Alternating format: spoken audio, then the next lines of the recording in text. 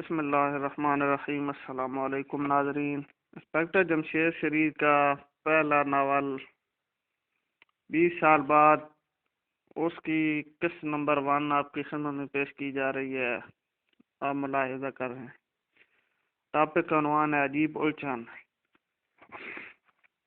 خان رحمان کا چہرہ دیکھتے ہی ان کے اپنے چہروں پر رونق پھیل گئی۔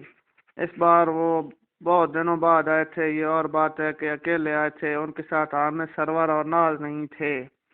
علیک سلیک کے بعد محمود نے کہا، حامد سرور اور ناز نہیں آئے، اگر وہ یہاں ہوتے تو میں آج اس وقت یہاں نہ آتا۔ خان رحمان نے عجیب سے لہجے میں کہا، کیا مطلب؟ انسپکٹر جمشید چونکے۔ ایک عجیب سی الجھن آن پڑی ہے، انہوں نے کرسی پر بیٹھتے ہوئے کہا۔ وہ ابھی شام کا ناشتہ کر کے فارغ ہوئے تھے کہ خان رحمان آپ پہنچے۔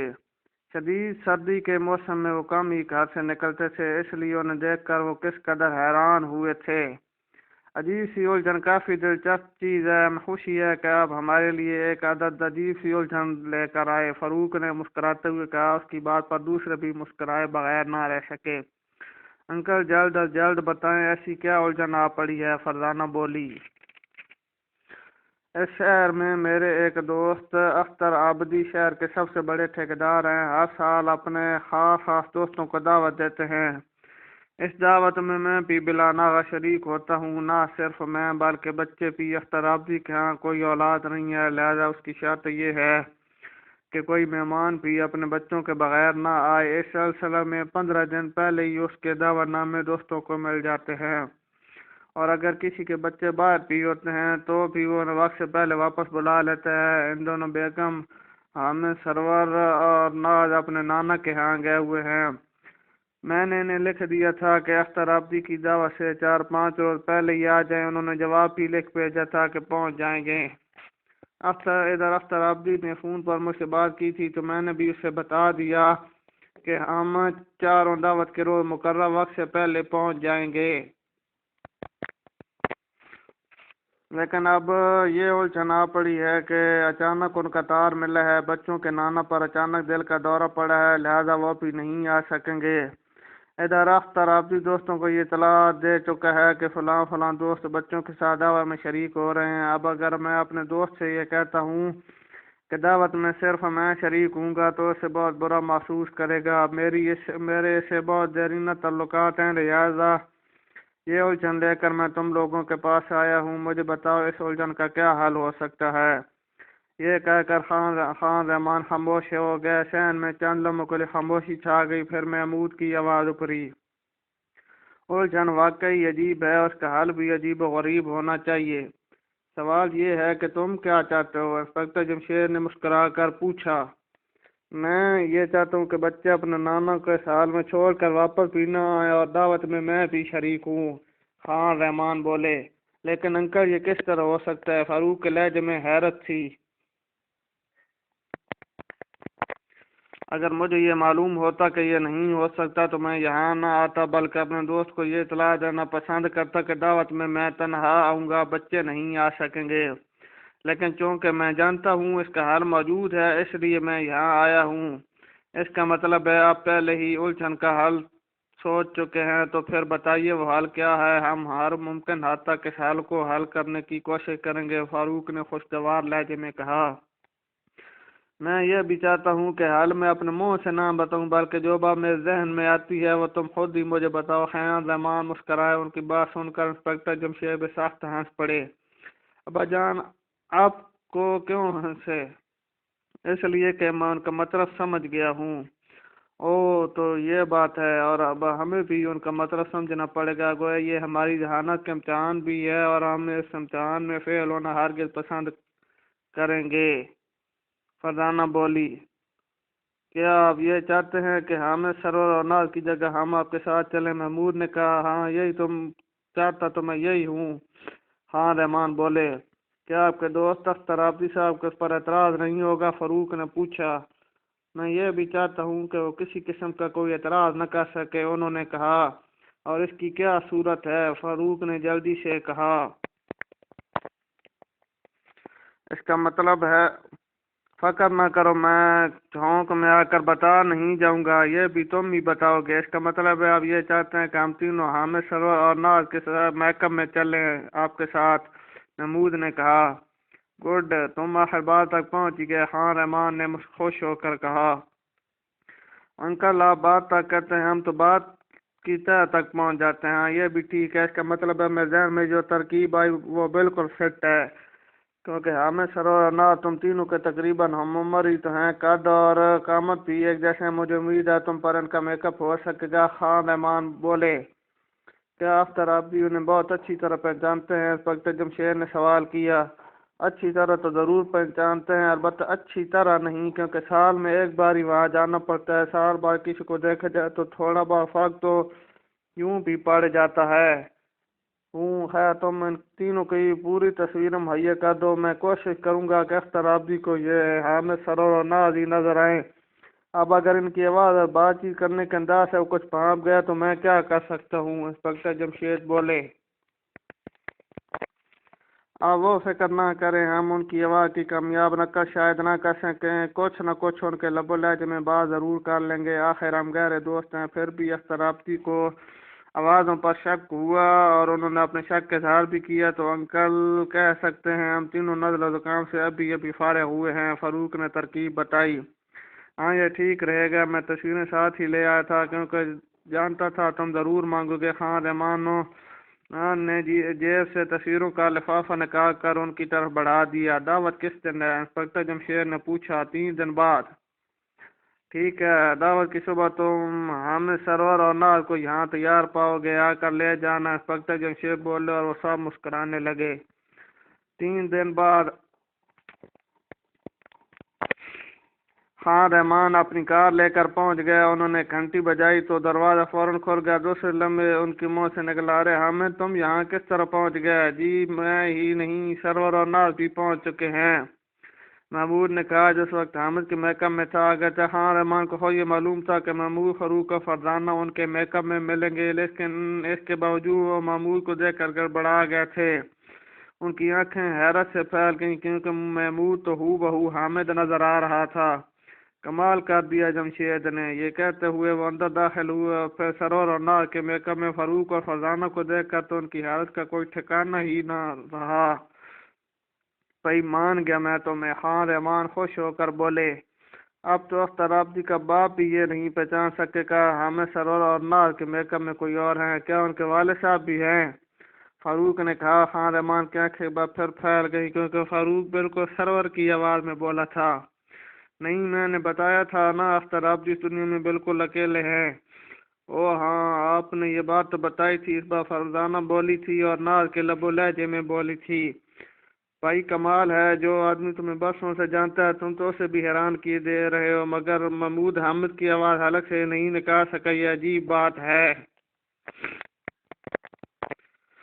میں نے جان بوجھ کر ایسا نہیں کیا تھا کیونکہ آپ اس وقت دروازے پر کھڑے تھے، یہ کسی طرح بھی مناسب نہیں تھا کہ آپ دروازے پر ہی اچھل پڑتے۔ محمود نے بھی حامد کی آواز حلق سے نکالی۔ جی ہاں، اچھل پڑنے کے لیے ہمارے گھر کا اندرونی حصہ کیا کم ہے؟ فاروق بول اٹھا۔ اب میرا خیال ہے تم لوگ رخصت ہو جاؤ کیونکہ خان رحمان نے وقت سے پہلے پہنچنے کا وعدہ کر رکھا ہے۔ انسپکٹر جمشید بولے۔ ٹھیک ہے اب ہمیں چلنا چاہیے، خان رحمان نے کہا اور اٹھ کھڑے ہوئے۔ اختر آبدی کے محل نما مکان کو دیکھ کر محمود، فاروق اور فرزانہ نے حیرت سے پلکیں چپکائیں۔ دروازے پر موجود ایک ملازم نے انہیں فوراً اندر پہنچایا اور وہ ابھی برآمدہ طے کر رہے تھے کہ بھاری بھرکم آواز نے ان کا مزاج پوچھ ڈالا۔ آہا میرا دوست خان رحمان آ گیا اور حامد سرور اور ناز بھی آ گئے، گویا محفل کی رونق آ گئی۔ انہوں نے دیکھا ان کے چہرے پر گھنی مونچھیں تھیں، گال بھرے بھرے اور سرخ رنگ کے تھے، سب کے بال آدھے سفید اور آدھے کالے تھے، البتہ بال خوب بھرے ہوئے تھے۔ اس نے خان رحمان کو گلے سے لگا لیا، پھر گرم جوشی سے ان سے مصافحہ کیا، اس کے بعد ان تینوں کی طرف مڑا، ان سے ہاتھ ملاتے گیا، سب تھپائے اور بولا، پارٹی معمول کے مطابق شام 5 بجے شروع ہوگی، اس طرح تم لوگ گھومو پھرو، کھاؤ پیو، تمہیں پورے مکان میں ہر جگہ آنے جانے کی کھلی چھوٹ ہے۔ یہ اشارہ ان تینوں کی طرف تھا، جس کا مطلب یہ تھا کہ وہ خان رحمان تو کو انتظام کے سلسلے میں اپنے ساتھ کرنا چاہتے تھے لیکن انہیں بور کرنا نہیں چاہتے تھے۔ لہذا انہیں گھومنے پھرنے کی اجازت دے دی۔ تھوڑی دیر بعد ان کے پاس ٹھہر کر وہ اسماعیل مکان کی سیر کو نکل گئے۔ مکان میں 20 کمرے تھے، نہانے کا تالاب بھی تھا، پچھلی طرف ایک بڑا سا باغ بھی تھا جس میں پھلدار درخت تھے، لیکن ان کے قدم جس چیز نے روکے وہ کمرے میں لگی ہاتھ کی بنی ہوئی ایک تصویر تھی۔ تصویر کافی بڑی تھی اور فریم کی ہوئی تھی۔ یہ ایک بہت ہی باوقار آدمی کی تصویر تھی۔ اس کے چہرے پر بہت گھنی داڑھی تھی، مونچھیں بھی بہت بڑی بڑی تھیں اور آنکھیں خوب موٹی موٹی تھیں اور ان آنکھوں میں زبردست قسم کی چمک تھی۔ تصویر کے نیچے لکھا تھا، میرا مرحوم دوست۔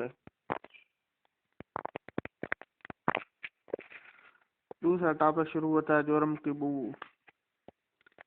میرا مرحوم دوست فرزانہ بڑبڑائی، لیکن اس تصویر تو زندگی ٹپکتی ہے۔ محمود بولا، واقعی بہت شاندار چہرہ ہے۔ فاروق بولا، اور میں یہ سوچ رہی ہوں کہ آخر اس تصویر کو اس الگ تھلگ کمرے میں لگانے کی کیا ضرورت تھی؟ اسے تو اختر آبادی صاحب کو اپنے کمرے میں لگانا چاہیے تھا۔ شاید اپنے مرحوم دوست کی تصویر پر نظر پڑنے سے انہیں دکھ ہوتا ہوگا، محمود نے جواب دیا۔ اس صورت میں تو تصویر سرے سے ہی نہیں لگانی چاہیے، فرزانہ نے کہا۔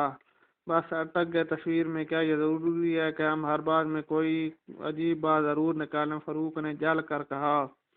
ہم تو نہیں نکالتے، خود بخود کوئی عجیب بات نکل پڑے تو کیا کیا جائے؟ فرزانہ نے کہا۔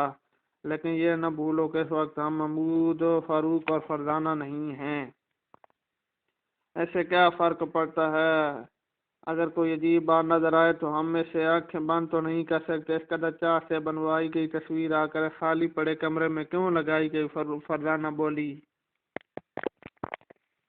بھائی اس مکان کے تو سبھی کمرے خالی پڑے رہتے ہوں گے، سوائے اس کمرے میں جیسے میں اختر آبادی رہتے ہیں یا پھر ملازمین کے کمرے، وہ الگ تھلگ حصے میں ہیں۔ بات تو ٹھیک ہے، لیکن ہم اختر آبادی کا کمرہ دیکھ چکے ہیں۔ وہ کمرہ اس کمرے سے کافی فاصلے پر ہے، کم از کم یہ تصویر اس کمرے سے نزدیک کسی کمرے میں تو ضرور ہونی چاہیے تھی۔ پڑ گئی تصویر کے پیچھے؟ فاروق نے پھرنا کر کہا۔ بھائی وہ اس لیے کہ پیچھے پڑنے کے لیے اس تصویر کے علاوہ اور کچھ ہے بھی تو نہیں۔ محمود ہنسا۔ پھر ہمیں وقت بھی تو گزارنا ہے۔ او اختر آبادی کے کمرے میں چلیں، شاید وہاں ہم یہ جان سکیں کہ اس دوست کا نام کیا ہے، اور اختر آبادی صاحب نے اس تصویر کے نیچے مرحوم کا نام کیوں نہیں لکھا؟ فرزانہ جاندار آواز میں مسکرائی۔ لو ایک اور بات نکل آئی۔ فاروق تلملا اٹھا۔ تو تمہیں کیا تکلیف ہو رہی ہے؟ اگر ایک کی بجائے 10 باتیں بھی نکل آئیں تو تم فکر میں کیوں دبلے ہوتے ہو؟ محمود نے برا سا منہ بنایا۔ اس لیے کہ ہمارے ساتھ ہر بار یہی ہوتا ہے، ہم زبردستی کسی کیس کو گلے لگا لیتے ہیں، فاروق نے کہا۔ لیکن یہاں کسی کیس کا دور دور تک نام و نشان نہیں۔ اب اس تصویر سے تو کیس شروع ہونے سے رہا، لیکن یہ جس کی تصویر ہے اسے تو کیس شروع ہو سکتا ہے، فاروق نے خوفزدہ آواز میں کہا۔ تم تو اس طرح ڈر رہے ہو جیسے یہ تصویر کسی بھوت کی ہو۔ مرنے والے کی روح کسی بھوت سے کم بھی تو نہیں ہوتی، کہیں ایسا نہ ہو ہم اس کی ٹوہ میں لگ جائیں اور اس کی روح ہمیں چمٹ جائے۔ یہ روحوں اور بھوتوں کا زمانہ نہیں ہے، محمود بولا۔ اور کیا وہ دن گیا جب بچے جنوں بھوتوں اور روحوں سے ڈرا کرتے تھے، شہزادوں شہزادیوں اور پریوں کی کہانیاں پڑھا کرتے تھے؟ اب تو ہم جیسے جیتے جاگتے انسانوں کی کہانیاں پڑھنا پسند کرتے ہیں، اور جادو کی اور جنوں بھوتوں کی کہانیوں کی طرف آنکھ اٹھا کر بھی نہیں دیکھتے۔ لو بات کہاں سے کہاں پہنچا دی، فاروق نے کہا۔ اب تم یہاں جہاں کہتے ہو پہنچا دوں، فرزانہ نے اسی کے انداز میں کہا۔ اچھا بابا، جو تمہارا جی چاہے کرو، فاروق نے ہتھیار ڈال دیے۔ اب آئے نہ سیدھے راستے پر؟ فرزانہ مسکرائی اور اس کمرے سے نکل کر اختر آبادی کے کمرے کی طرف بڑھ گئے۔ آتے ہوئے اس کمرے کے سامنے سے گزرے تھے، اس لیے کسی سے پوچھے بغیر ہی وہاں تک پہنچ گئے۔ راستے میں ملنے والے ملازموں نے ان پر نظریں ضرور ڈالی تھیں، لیکن کسی نے کچھ کہا نہیں۔ اختر آبادی کے کمرے کے دروازے پر انہیں ایک ملازم کھڑا نظر آیا۔ وہ اندر جانے کے لیے آگے بڑھے تو اس نے کہا، یہ اختر آبادی صاحب کا کمرہ ہے، تو پھر کیا اس کمرے میں جانا منع ہے؟ محمود نے کہا۔ کیا آپ کمرے کے اندر جانا چاہتے ہیں؟ اس نے پوچھا۔ ہاں، اس لیے کہ اختر آبادی صاحب نے ہمیں اجازت دی ہے کہ ہم پورے مکان میں گھوم پھر سکتے ہیں، میں آپ کو روک نہیں رہا۔ یہ کہہ کر وہ راستے سے ہٹ گئے اور تینوں اندر داخل ہو گئے۔ یہ شاہانہ انداز کا کمرہ تھا، آنچی سے دولتمندی ٹپک رہی تھی۔ فوم کے نرم بستر کے ساتھ آبروس کی میز رکھی ہوئی تھی جس پر ہاتھی دانت کا کام کیا گیا تھا۔ میز کے گھر 3 کرسیاں بھی اسی قسم کی موجود تھیں۔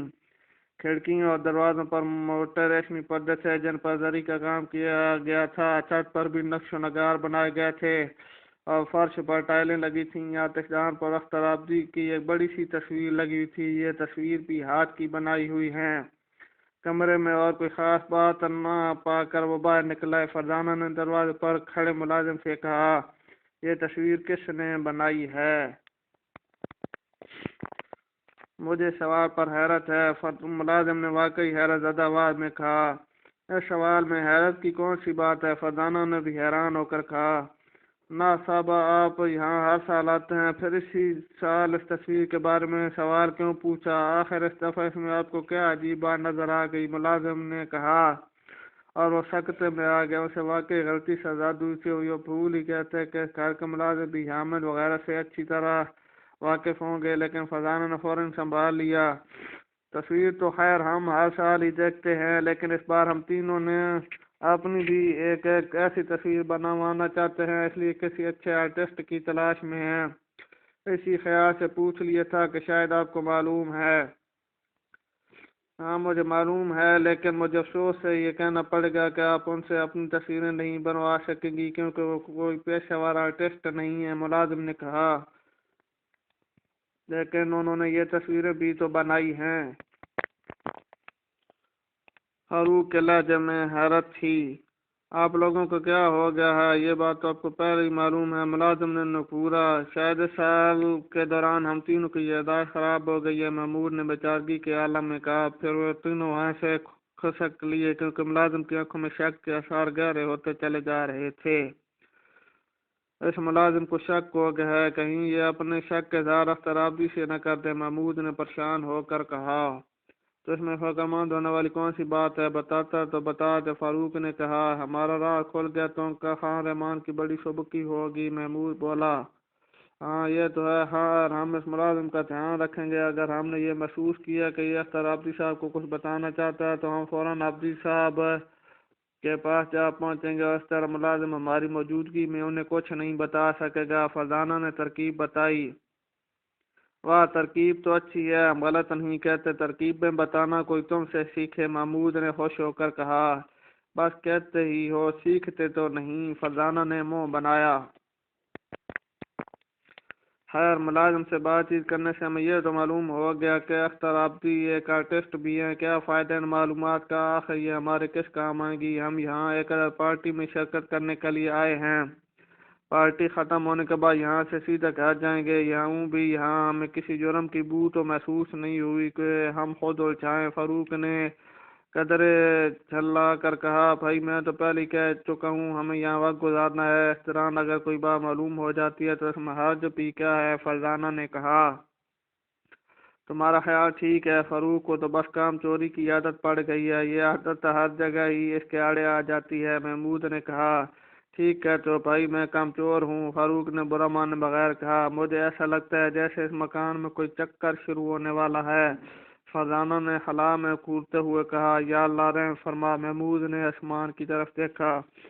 شاید تم نے یہ بات اس لیے کہی کہ ہم یہاں آ گئے ہیں، فاروق نے فرزانہ کو بغور دیکھا۔ نہیں ایسے ہی کوئی بات نہیں، مجھے واقعی ایسا محسوس ہو رہا ہے، فرزانہ بولی۔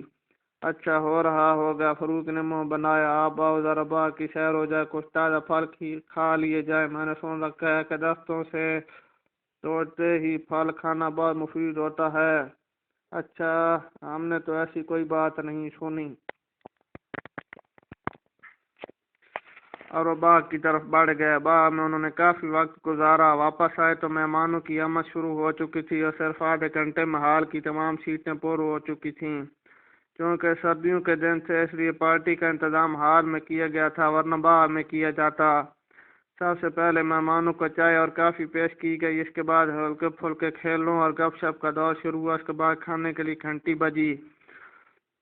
ابھی مہمان اپنی اپنی سیٹ پر بیٹھے ہی تھے کہ دروازے کی گھنٹی بجی۔ گھنٹی کی آواز سن کر اختر آبادی چونکا۔ اس نے ایک ملازم کو اشارہ کیا کہ جا کر دیکھے کون ہے۔ اتفاق سے خان رحمان کی سیٹ اختر آبادی کے نزدیک تھی اور ان کے ساتھ محمود فاروق اور فرزانہ بیٹھے تھے۔ ملازم نے واپس آ کر بتایا کہ دروازے پر جو کوئی بھی ہے ان کو بلا رہا ہے۔ آخر افسر عابدی کو اٹھنا پڑا اور اس کے ساتھ ہی فرزانہ بے چینی کے عالم میں بڑبڑائی۔ چکر شروع ہونے لگا ہے۔ ناظرین، 20 سال بعد ناول کی پہلی قسط یہاں اختتام کرتا ہوں۔ دوسری قسط آپ کل ملاحظہ کریں گے۔ امید ہے آپ کو یہ میری کاوش پسند آئی ہوگی۔ ویڈیو کو لائک کریں اور کمنٹ کریں اور شیئر کر دیں، اور اگر آپ نے چینل کو سبسکرائب نہیں کیا تو پلیز چینل سبسکرائب کریں، بیل آئیکن کو ضرور پریس کریں اور اپنے دوستوں کو بھی انوائٹ کریں۔ اللہ تعالیٰ آپ کو اپنے حفظ و امان میں رکھے۔ اللہ حافظ۔ شکریہ۔